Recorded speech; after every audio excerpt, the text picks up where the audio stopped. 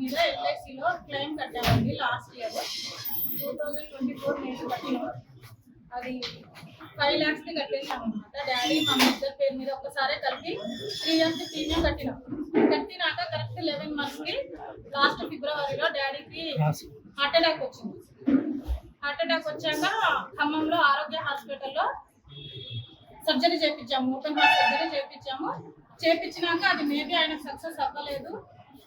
Second day third day ఆయన చనిపోయారు. ఫిబ్రవరి 17కి చనిపోయారు. చనిపోయినాక ఫస్ట్ మేము ప్రీమియం కట్టేటప్పుడే ఆయనకి టెస్ట్ చేయించారు. మొత్తం ఎల్ఐసి వాళ్ళు సూర్యాలకి వెళ్ళి టెస్టులు చేయించుకోండి అని చెప్తే ఆయన వెళ్ళి చేయించుకున్నారు. ఆ రిపోర్ట్స్ అన్ని వచ్చినాయి. వచ్చాక ఆయనకి బాండ్ ఇచ్చారు. బాండ్ అంటే అంతా ఓకే అనే బాండ్ ఇస్తారు. బాండ్ ఇచ్చారు.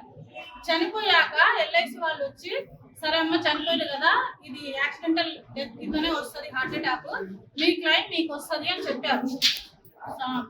బ్రాంచ్ మేనేజర్ సార్ ఇంటికి వచ్చి ఎంక్వైరీ చేయించుకున్నారు. మళ్ళీ 1.5 lakh ఇయ్యమమ్మా, మీ తమ్ముడు పేరు మీద డిపాజిట్ చేయాల్సి వస్తుంది అని చెప్పింది. తర్వాత మాకు తెలిసి అదంతా అబద్ధం, ఏది డిపాజిట్ చేసేది చెయ్యండి, మా చేతిలోనే ఉంది, మా ఇష్టం అయితే చేస్తాం లేకపోతే చెయ్యమని చెప్పాలి అని చెప్తే మళ్ళీ మేము ఆఫీస్ దగ్గరకు వచ్చి అడిగాం. అడిగితే సరే అమ్మ మీ ఇష్టం, 5 lakhs 30,000 మీ చేతికి వస్తాయి, ఒక్క 1 month ఆగండి అన్నారు. ఇప్పుడు వచ్చేసరికి పైన లెటర్ వచ్చింది, మీ డాడీకి 10 years నుండి డిసీజెస్ ఉన్నాయని వచ్చినాయి, రిజెక్ట్ అయింది పాలసీ అని అంటున్నారు. డిసీజెస్ ఉన్నాయి అన్నప్పుడు టెస్ట్లలో డిసీజెస్ రావాలి, వచ్చినప్పుడు మీరు మేము క్లైమ్ రిజెక్ట్ చేస్తున్నామని మా అమౌంట్ మాకు రిటర్న్ ఇవ్వాలి.